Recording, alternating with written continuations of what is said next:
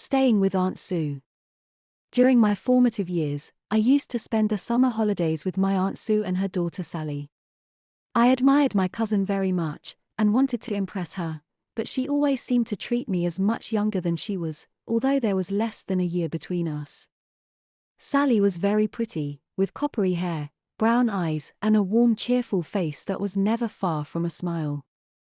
My mother often pointed out to me how much better behaved Sally was than I, and it was well known that her mother had used spanking as the main punishment when Sally was younger. What I didn't realize for some time was that Aunt Sue had no hesitation in giving her daughter a good hiding. One summer, I was staying for some weeks with my aunt. As usual, I was trying to show Sally that I was grown up, and so one day I managed to buy some cigarettes from a local shop.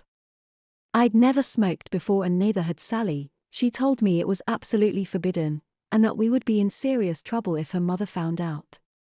I thought this was just a challenge, and persuaded my cousin to try some of the cigarettes. We went to a place by a stream in the nearby wood where we thought we wouldn't be disturbed. We both smoked a couple of ciggies but decided we didn't like them. Indeed, Sally looked quite ill, and when she got home, she rushed to the bathroom and threw up. Her mother was obviously concerned and asked what the matter was. It pretty soon became clear that we were hiding something, and Aunt Sue, who was always very sharp, told us to turn out our pockets. She picked up the packet of cigarettes. "Are these yours?" she asked me quietly. I nodded. Suddenly, I didn't feel so grown up. "And you've both been smoking them?" She looked at us and we both muttered yes. "Right," she said. "Sally, go up to your room." Sally didn't say anything but looked close to tears as she left the room. Aunt Sue turned to me.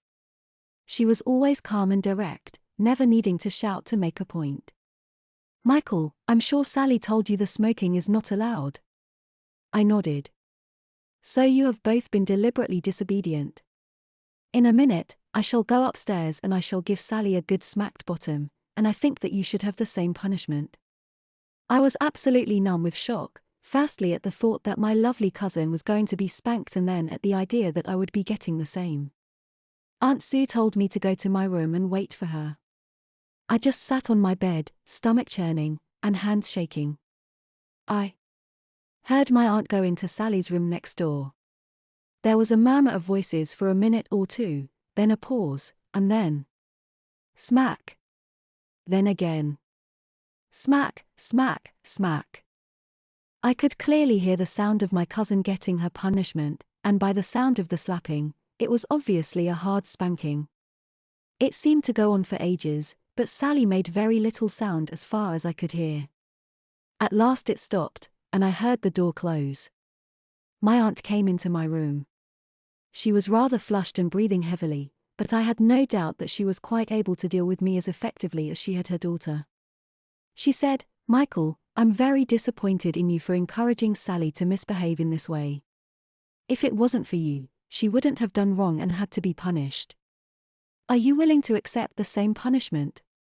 It was hard to speak, but I managed to say yes, and that I was sorry.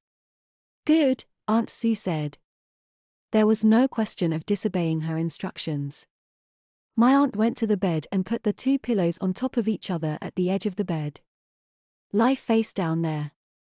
I did. "You are to keep still while I punish you. Any attempt to get up will earn you a longer spanking." There was a slight pause, then she began to smack hard. I was surprised how much more it hurt compared to my mother's spankings, probably because Aunt Sue was a keen tennis player. Smack, smack, smack, smack. It seemed to go on forever and left me sobbing into the bedclothes. Finally, it was over. I had to stay in my room for the rest of the day, and I certainly behaved better afterward.